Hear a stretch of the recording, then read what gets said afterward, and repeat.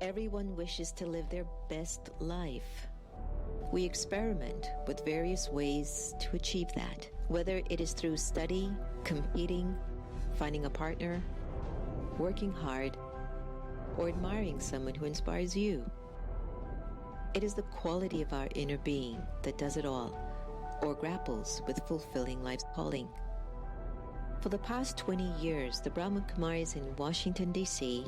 has been a space for any and everyone to enter into and experience one's soul calling.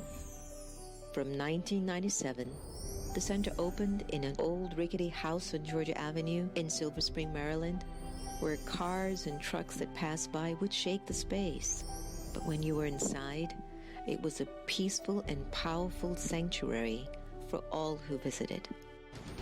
Since then, over 2,500 events, 17 city and nationwide initiatives, 21 awards, 2 meditation museums have served youths, senior citizens, entrepreneurs, scientists, authors, women, interfaith, the disabled, environment, small businesses, arts seekers, and even leaders. Millions of lives have been served, either through social media, the popular America Meditating radio show, or through exhibitions, lectures, partnerships, and programs held in the meditation museums and centers. We look at 20 years of service as a continued journey of love, courage, wisdom, and determination with friends from diverse backgrounds and thought who believe a better world is possible when we make ourselves better human beings. Meditation is an important tool that helps us to gain greater clarity, insights, and inner power so we can make healthy choices and amplify our capacity to live a full life. In times of great anxiety, insecurity, and fear, meditation is an essential practice for everyone to gain stability and inner strength. Just look at what a few dedicated, purposeful, and kind group of committed people have been able to achieve in 20 years. Thanks to everyone who have supported us along the way. And thanks in advance to those who believe in our work and power of intent. Brahma Kumaris Meditation Museums, where peace is inside. Good morning, everyone. I'm Sister Jenna, your host for our new America Meditating segment called Wise-ish. It's your power boost for the morning. It's for you to take your dose for your inner cure. Join us every day, Monday through Friday, from 8:30 a.m. to 8:45 ET. Don't forget, take your dose. See you soon.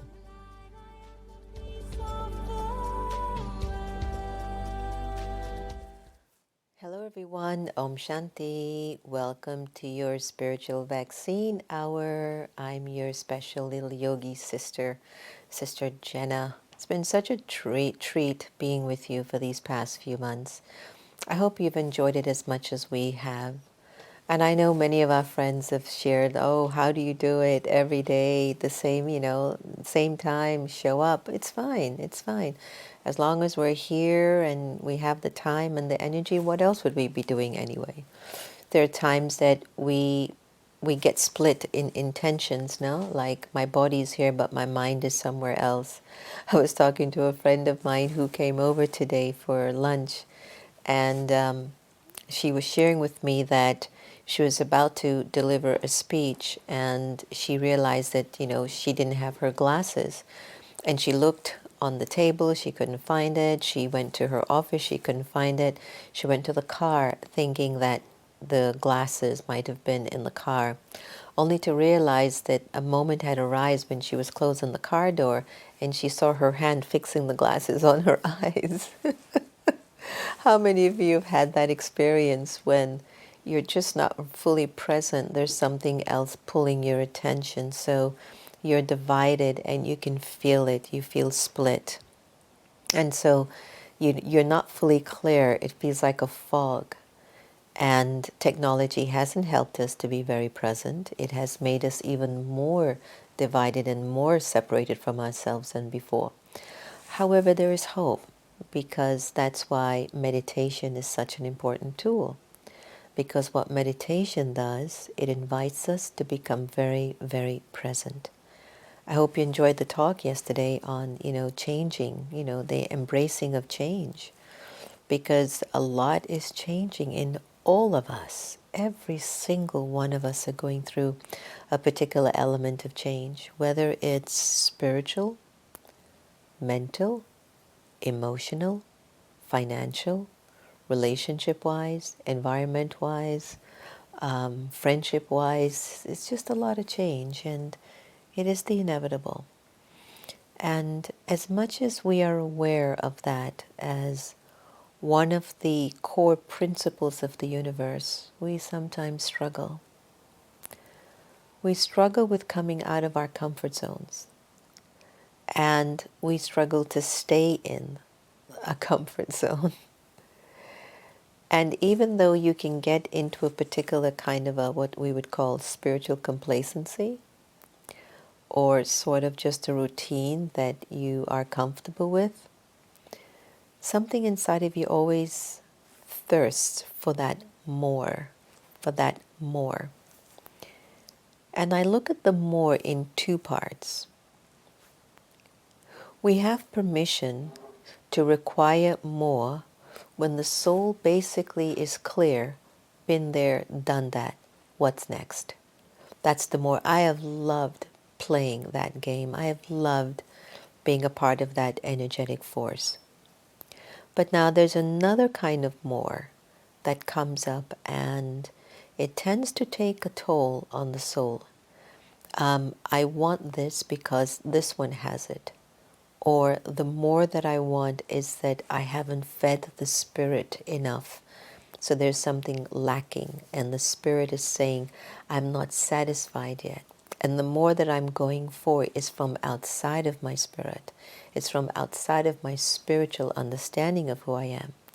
So despite however amount of energy I put in for that more, I am never contented. I don't feel completely satisfied. So remember those two aspects of your more, which are really important for you to identify. Are you feeding the more that says, been there, done that, got it, what next? That's where your creativity comes in. That's where your innovativeness comes in. That's where your Arjuna gets empowered. You take the initiative, you move forward. And I've been looking at my life a lot in these past few weeks, and I'm just so appreciative of everything that I have traveled with so far. And I was sharing with Reverend Sylvia. I was telling her, I have put in the energy that I think has been needed to please God, to please God. I'm definitely not internally at a deep spiritual level perfected at all, but I really show up with my best of intentions and my best of motives. I really, really do. I really, really do. And so even if there are some issues that were still unresolved, it's like, it comes and it might show up in a way you're like, this is not how I want to be able to look at what power is needed, what virtue is needed, what wisdom is needed, what depth of love is needed. I'm not somebody who learns well through tragedy. I've always been like a learner through love. I just don't sign up for the tragic stuff. After the election, it took me for 8 months to really get to a place of understanding what it meant to me. When the pandemic happened and the lockdown happened, it was no problem. I was ready on duty, ready to show up, it was fine. But there are different things that come, and they hit you in different ways. They hit you in different ways, and they're trying to redirect your energy somewhere inside because you've not been focused on maybe the place that needed the focus. You've been divided inside. And they always say a divided kingdom crumbles, and that's one of the areas we're very concerned about in the United States of America, that America does not feel united at this time. It doesn't feel like the United States. It feels like divided states. Different personalities, different motives, different intentions, different visions, different belief systems. But it's going through a crisis, a financial crisis, human crisis, emotional crisis, health crisis. It's going through an identity crisis. And through that, hopefully, voices like ours, who are the quiet seekers, voices of individuals who've been directing the narrative towards a higher level of focus and consciousness, hopefully that's who we will awaken to more and more. So, when we are divided, right, there's a weakness. When we are undivided, there's great strength. So take, for example, you live in a house with 4 or 5 people, and the 4 or 5 of those individuals all have the same vision.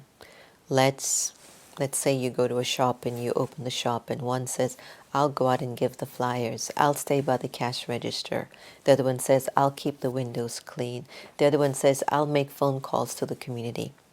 And the 5 of their focus, each person's focus is based on why we want to build our company. We want to make it into something great. I overheard once that the company of Nike had such a values statement and such a mission statement that whenever you would meet the employees there, every single one of those employees were very, very clear on their purpose, their values, and their mission for being in that company. And that's why I guess it thrives. So similarly, let's look at your home. Is everyone in your home on the same page? Like everyone upholds a particular same code of conduct, whether it's let us promise to always leave peace in the house or have peace in the house, or let it be let us dedicate to 1 hour of meditation together every day. Everyone can do whatever you want, but let's as a family sit together for meditation every day. Or let's say you decide to do meatless Mondays. At least one day, let's save an animal. Just something that you do as a collective. It will add to the strength of your home. Now, you and I have heard, and I interviewed the wonderful Piper Dellums and the Angelia Dunbar Scott, who were both survivors of domestic violence. One was emotional and the other one was physical.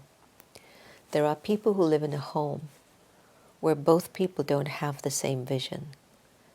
And yes, they are different, but it's a painful union. And the house is divided. It's even more divided with the acts of violence in that home.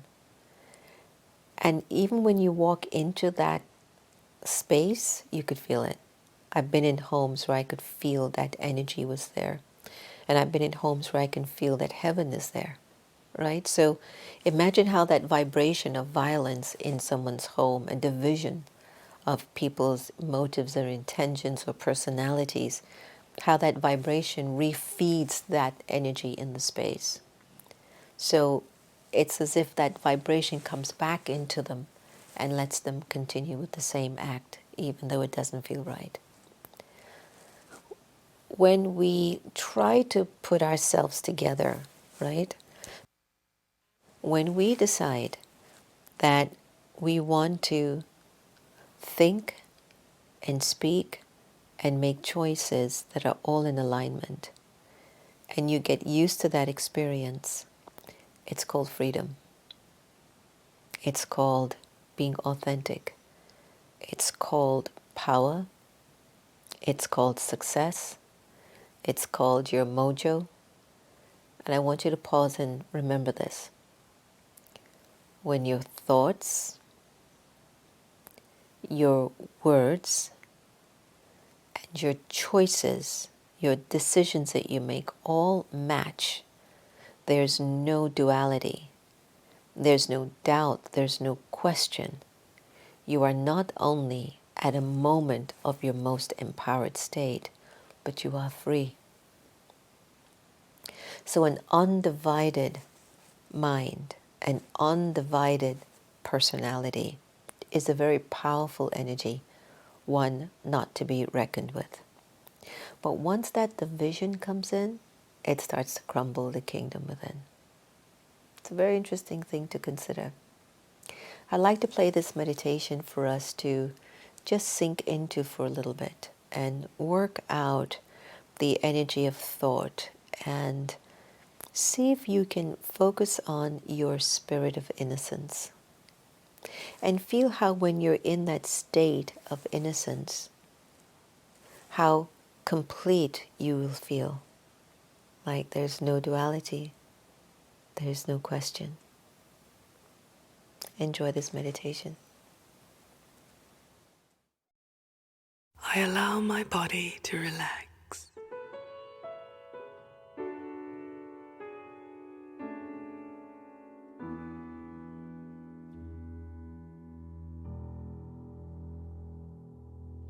Breathing evenly and naturally, I turn my awareness inward.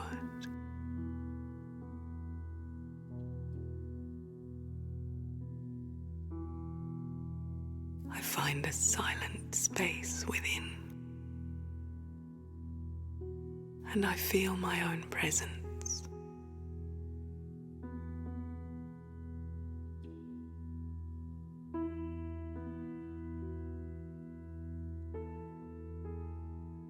I feel the pure energy of my own essence, just me. And for a few moments, untouched by the outside world, I am a pure, silent being.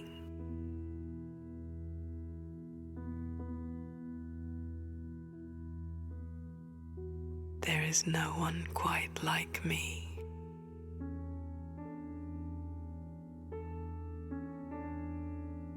I appreciate the special feeling that is me.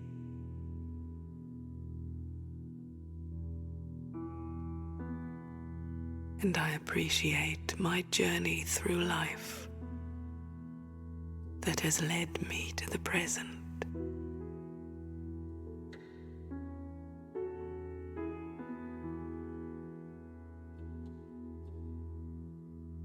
I especially remember my early years, my spirit of innocence, my pure vision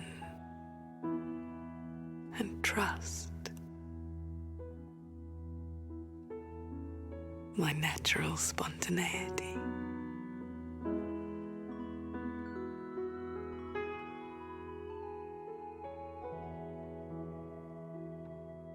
And I recall my growth to adulthood.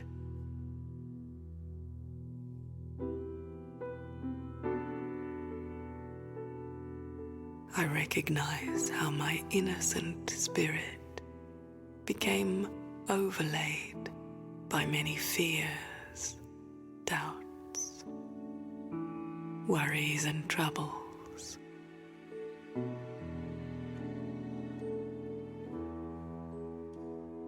But now, resting in the silent stillness of my being, I remember who I am.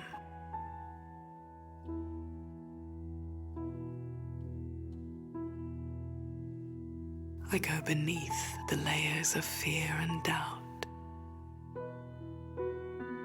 and I view myself and the world with innocence.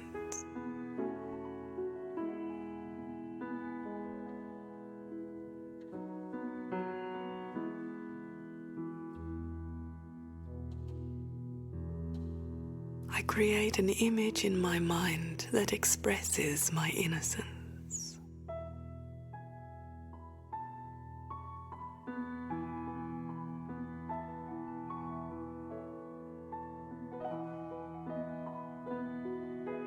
Using my imagination, I take my innocent spirit to a special place in nature. A place I have been before, or a special place that I will now create in my mind. Perhaps a hidden valley full of wildflowers.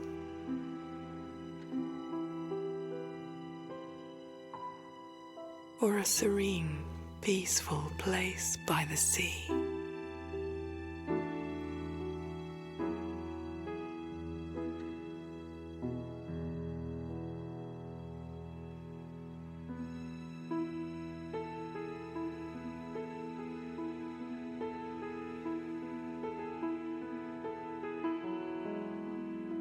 I focus on the details of my special place.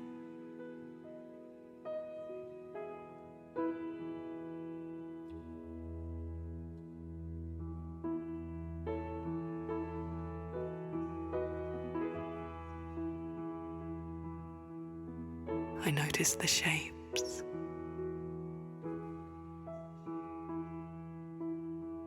the colors, the fragrances.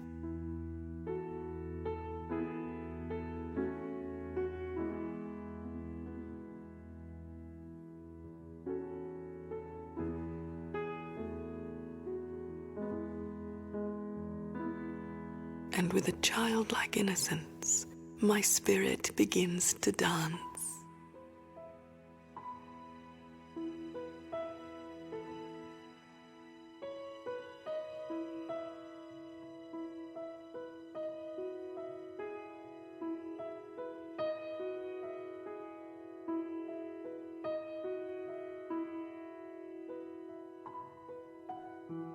My spirit dances naturally and joyfully, inspired by the beauty of my special place.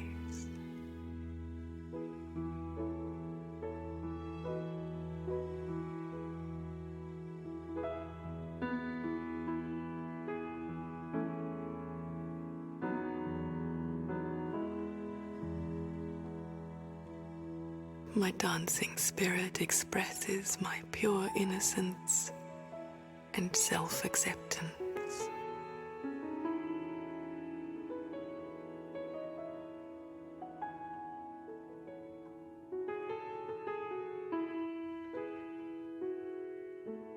Innocence moves me, and I dance freely.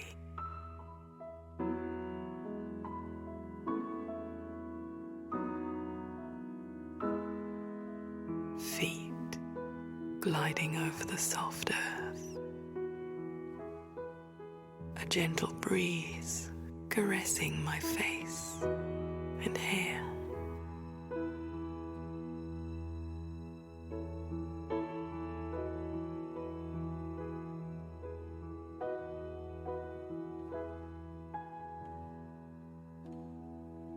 My dancing spirit returns to stillness.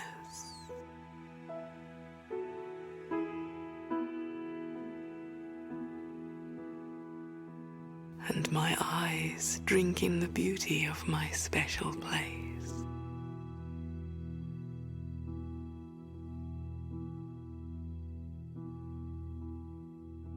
I absorb the peace and beauty of this place.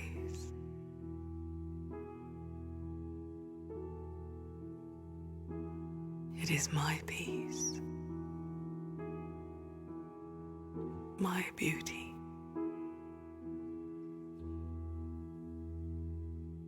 It is me.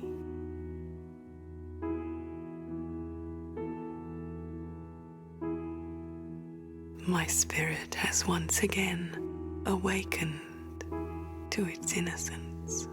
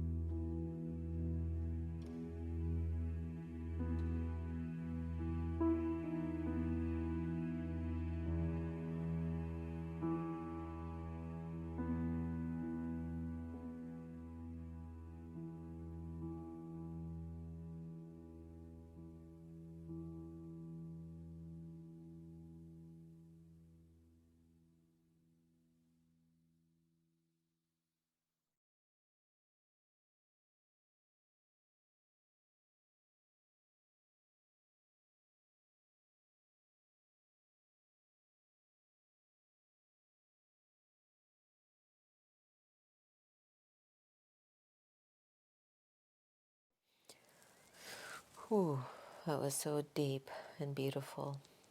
Our spirit of innocence. It's an undivided kingdom. It's where you don't focus your thought energy on what others are saying about you, what they should have said, what they didn't say, what they should do. You can never do a shoulda. It's where you don't focus your energy on what happened. An undivided kingdom is a master of the self where you will think what you want to think, when you want to think it, and for how long you want to think it. But when it's divided, then you start to wonder and you start to worry and you start to feel this haze over you, this cloud, and you start to feel uncertain and you start to question your faith and you start to question people and you start to question your destiny. None of that is connected to an undivided kingdom. That's connected to a bunch of fragmented issues inside of you that you've not sorted through. So in that particular stage, the soul is at its weakest. You see? Have you ever noticed that whenever a candidate is running for presidency, one of the things that you will hear the political pundits speak about is, does the leader waver? You know, they said they were going to do this, they say they were going to do that, but he flipped on this or she flipped on that, remember? And so we've often connected that when a person doesn't hold true to their promises or to their words, we would say that their character is weak. So when we are saying to ourselves that I believe I am here for something amazingly beautiful and powerful, but at the same token, my thoughts are questionable about who I think I am or how I think I'm going to get there, then that's kind of setting me up for unnecessary sorrow and pain. When you decide to have a determined thought, the proof of that determined thought, you will have it once. And you will not even doubt that it's not going to happen. Because the determined thought is supported by your undivided energy of innocence, of purity. That is your fuel. That is your force. That is your light. Always remember that. Never say to yourself, I'm going to stay determined, I'm going to stay on this idea. No, you're trying to develop determination. But when you say you're determined, you just need to say it once. You just need to think it once. And it will happen. And it's coming from that strength within, you see? And why Raj Yoga meditation and why the connection between soul and God is so important over a long period of time is that the soul needs that space to really capture that energy and nurture it slowly over a long period of time. You can intellectually think about being strong, but at the real-time level, is your spirit strong? Is it really? Or just intellectually? I was walking around the island at the ashram this morning, and I was thinking about one particular thought, and I just kept walking around the island and having the thought, and then as I was walking around, I was going around the circle, then I decided when I was getting near to the steps, I turned around to go the other way as I was going to walk around the other way of the island. And I have to tell you, it was so odd. Because for 15 minutes I was walking around the island. It was picking up an energy, a velocity, a vibration, a connectivity, a thought form was being built. And the moment I turned around to go back, it was like I was tripping over my own feet. It was like I was getting weak. It was like I got confused. You hear what I'm saying? So how often do you go back? How often do you go back in your energy when you were sure you were moving forward and your spirit was undivided, but then you went back and split it in two? How often have you done that? And imagine when you do that and get accustomed to going backwards, that you get so accustomed to being so split inside of you that you don't even know what to do. And the only thing that can wake you up to recognize your splittedness is if someone comes and criticizes you, or hurts you, or creates a loss, or gives you pain and suffering. And then you're like, oh man, and you just get thrown up out of shape. When once upon a time, you were so focused, and you were mindful, and you were consistent, and you were clear, and you knew where you were going, and you would not get distracted, and you were very, very, very faithful that this universe and this destiny has your back, and you just kept going. No distractions. An undivided kingdom is a kingdom of great strength. No weakness can come in and topple it over. So when I went back and I stepped for like 15 feet, I was like, no, no, no, no, no. Let me go back there. Let me go back and do what I was doing. And I just continued. But it was such a big realization, everyone. Because I thought to myself, how often do I break the cycle or the intent behind a determined thought for something that's good for me, and allow my mind to take me back into the past and make my attention and focus split in two different directions. Food for thought, okay? Let's take a deep, deep, deep meditation, deep dive here. Deep dive. And go inside. And check your journey. Just check yourself for a little bit. And when you emerge from this meditation, see if you feel a little bit more whole, a little bit more complete. It is the nature of the past to try to interrupt with your present. It's its nature. But the power of your present is to be very focused on what is the need at this time, and to apply that in your heart, in your mind, in your everything, and you forge forward. Let's move on. Let's go into this beautiful meditation together.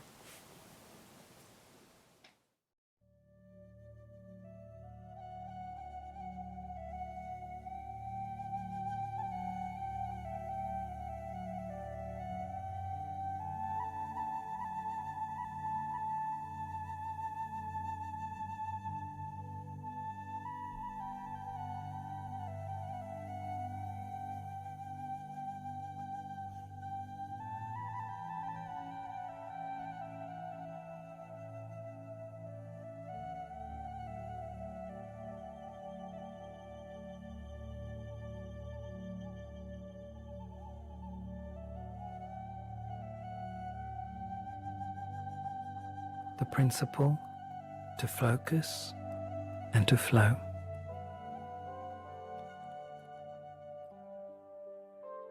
If we look at the sun and the earth, we realize a basic and fundamental law of function which we as human beings can learn from, and which is of utmost help in the right movement of life. The sun, through light, gives life to the earth. The sun is fixed in its position, and it has to be. Otherwise, the earth and all the other planets of our solar system could not continue in their rhythmic, harmonious orbit. There would be chaos, upheaval, and great damage. The earth, on the other hand, is constantly moving in repetitive cycles around the sun. Movement allows for change and expression, which has a beginning, middle, and end. In other words, the phenomenon of time is created by the Earth's balanced and harmonious cyclic rhythms. Both are necessary for life. The Earth has all the potential for life, but without the light from the fixed source, there would be no life. In the same way, the sun has the power to give life, but if the moving Earth did not hold the potential, even with light, there would be no manifestation of life. In certain situations and moments, we need focus, a concentration of thought, will, and understanding. These three need to be together in one focused point if we are to reach depth and newness. But if we become over-focused, then gradually rigidity and pressure set in. This leads to an imbalance that makes us lose creativity and openness for a new vision. What we find in focus needs at one point to flow naturally, appropriately, and systematically into our life. In focus, we find the vision, the inspiration, the understanding, and in the flow, we find the expression, the experimentation, the experience. And just as overfocus becomes negative, so does overflowing. When there is overflow, we get lost in a flood of overthinking, overspeaking, and overdoing. Then there's no direction that guides the expression. Things become vague and fragile. At such a point, we need to recognize that it is time for focus, time to go inside, time to be silent. According to necessity, the human being needs to move between focus and flow, and only one's discernment can know when and how to do this. Everything has its time.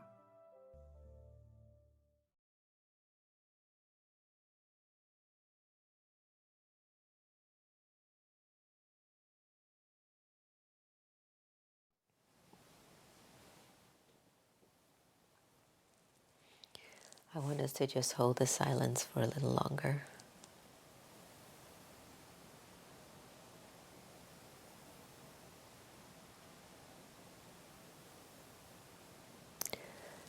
And I'd like you to check what's coming up for you inside.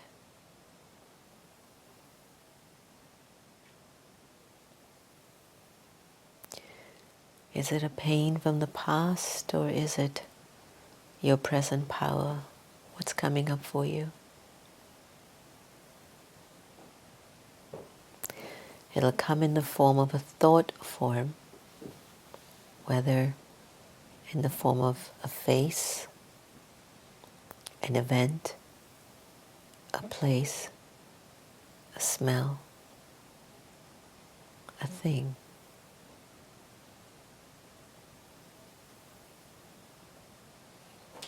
What's trying to help you to get yourself as one and get yourself united and together and complete? What's trying to come to support that story? What do you have in your life right now that is actually trying to support you, to bring you to oneness.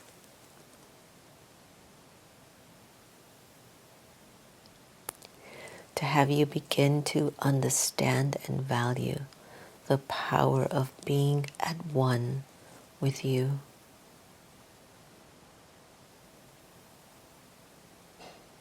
And even when you call the energy of God, the divine, into your practice of becoming united with your being, you still feel like it's only an expansion. There is more that's opening up for you, and you are expanding your undivided kingdom, and you can feel it. You can feel it very clearly.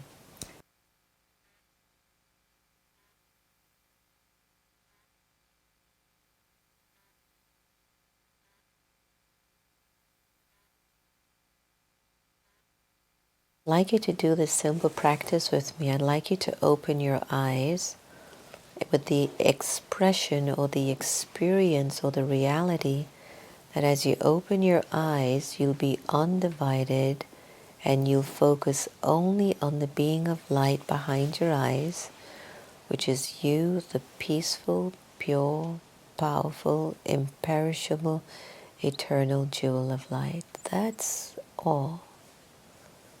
Look through your eyes as a peaceful, pure, powerful, imperishable, eternal jewel of light.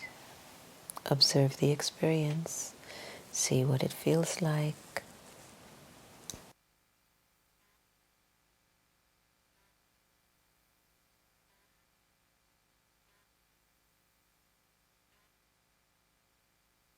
If I told you to begin to think about all the things that have taken place in the day, do you see how divided you've made your own inner world? All the roles you play, all the Zoom calls you've been on, all the text messages, all the Facebook posts, your Instagram post, the family, the kids, the husband, the partner, the roommate, and if you're alone, your own thoughts. So when are you going to choose to step into that core place where it's your undivided self?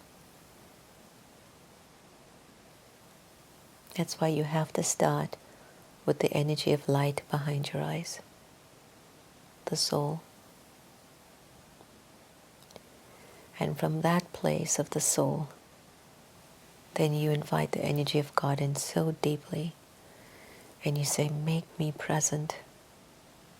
Let me feel you, let me see you, let me know you. I know you're here, and I know you're teaching so many of your kids. I am showing up to be taught by you. And just be present, not going here and there. Just be present and let the energy of the divine flow through you. I'm going to end tonight's sharing on a meditation on God. And I'd like you to feel the way the energy seeps into you to make you solid, unshakable, complete, full, unlimited.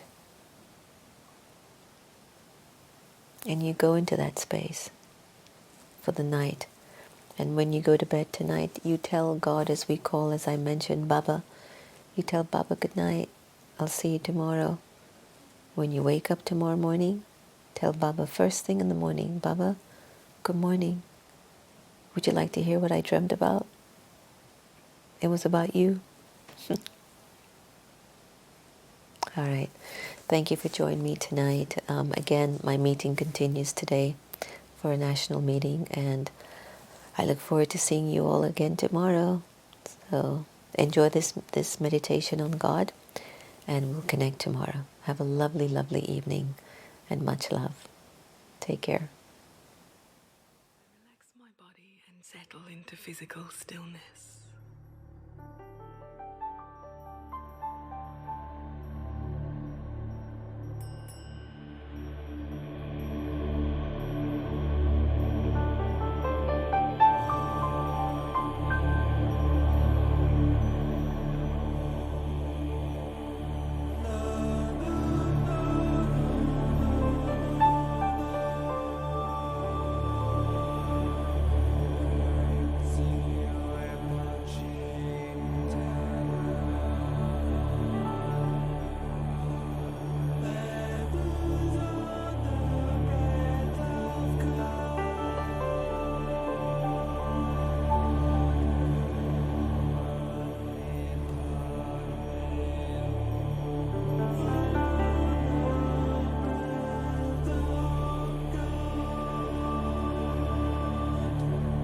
prepare myself to be in the company of God, the most elevated soul in this family of souls, the supreme amongst all souls, ever pure, ever powerful, ever loving, and the one who is most loved by all.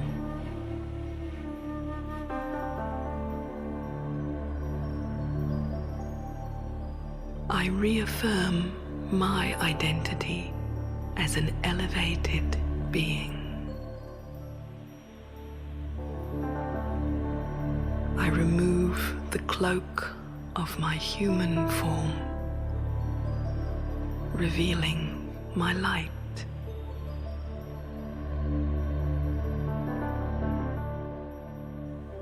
I am spirit.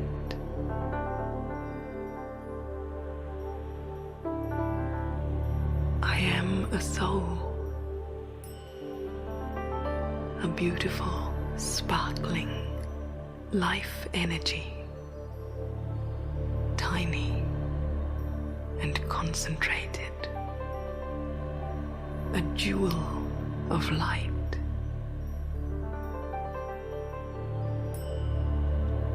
Within this body, I exist in the center of my forehead, behind my eyes.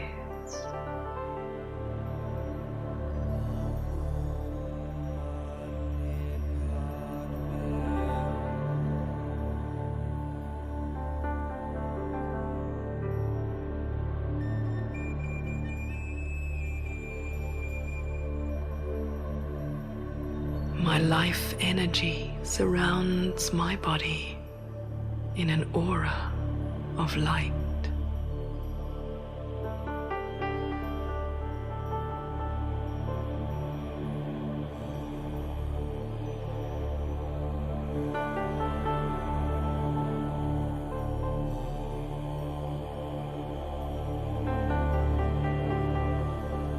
I am eternal. In my daily life, my memory of this lapses, so I remind myself, I am eternal.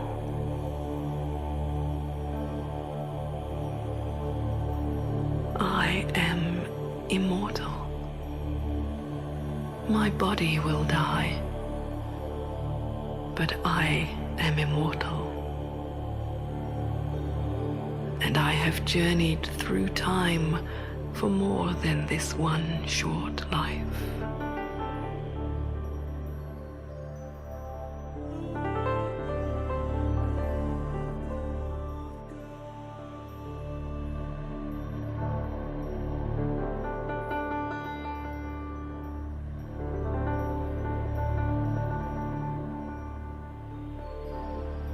I am not of this world. I come from the world of souls, my home,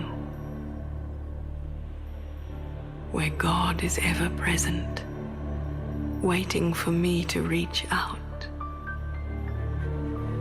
reach upwards.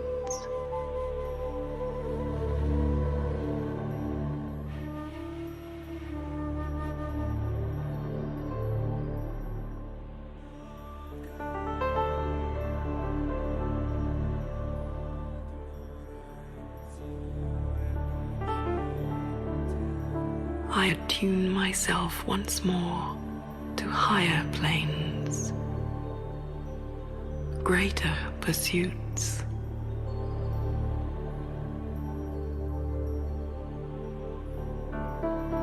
I am an elevated soul.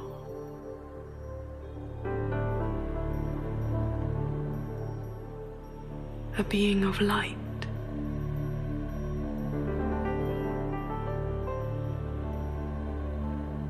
And I am a companion of God, the light of the world.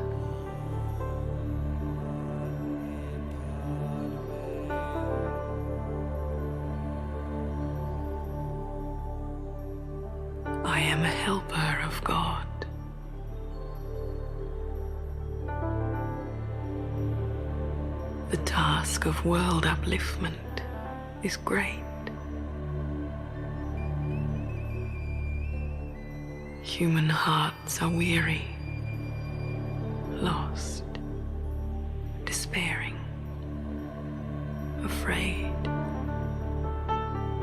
crying out for some greater power to put an end to these dark times.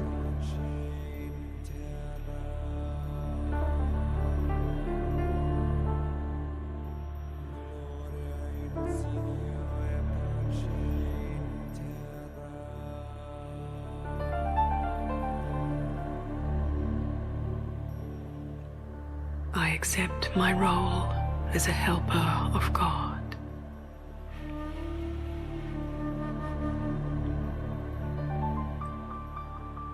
I become a channel for God's vibrations into this world.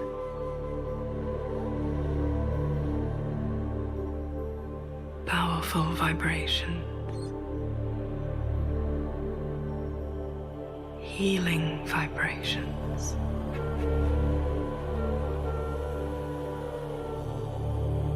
The power of God's love. The power of God's mind. A mind that has never entertained darkness, only light.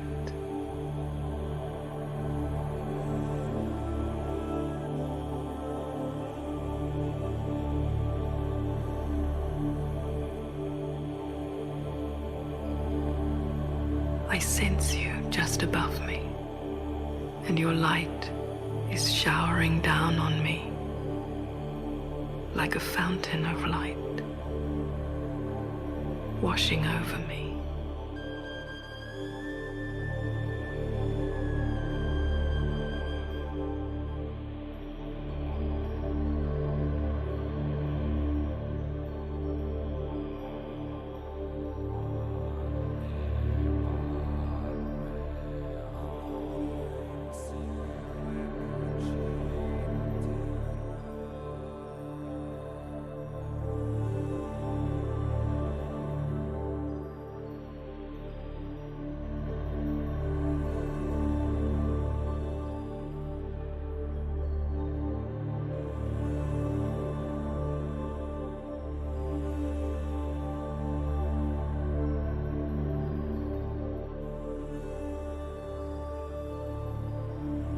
I bathe in your light.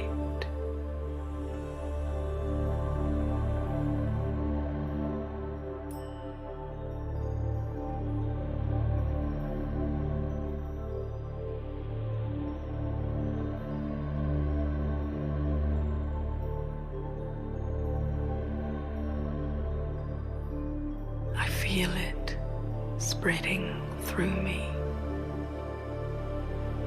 restoring my peace and equilibrium.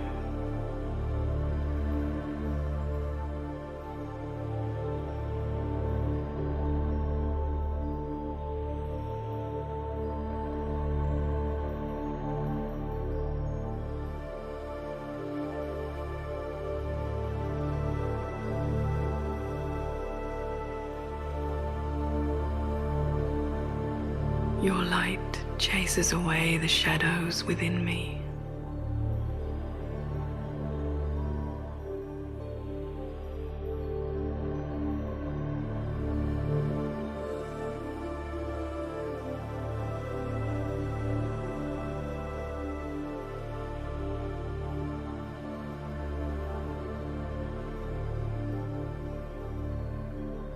Your light and might gives me the courage to face all obstacles, weather all storms.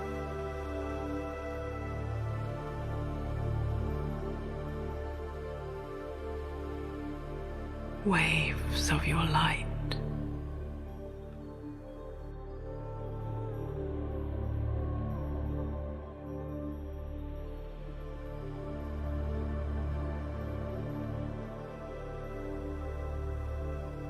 Fill me with your light.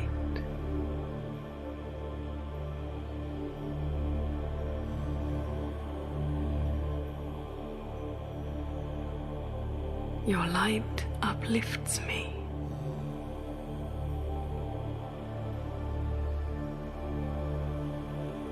Your power comes into me and through me.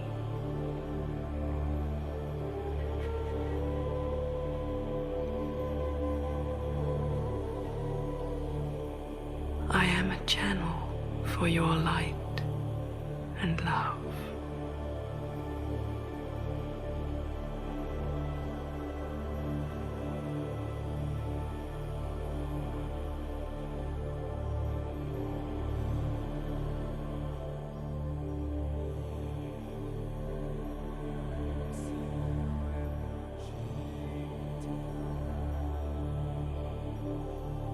Soon it will be time to return to the world, but for a few more moments, I will stay in the light.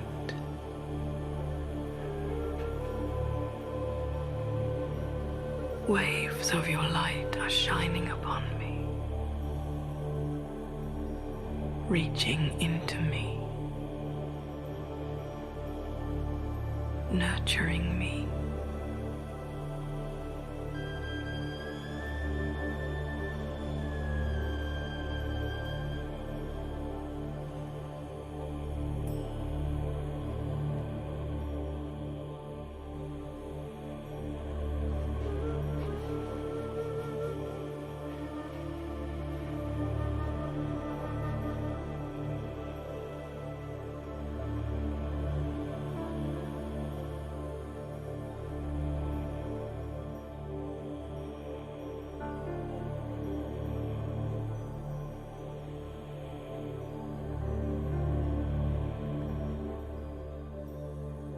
Slowly, gently, I allow my awareness to return to my body.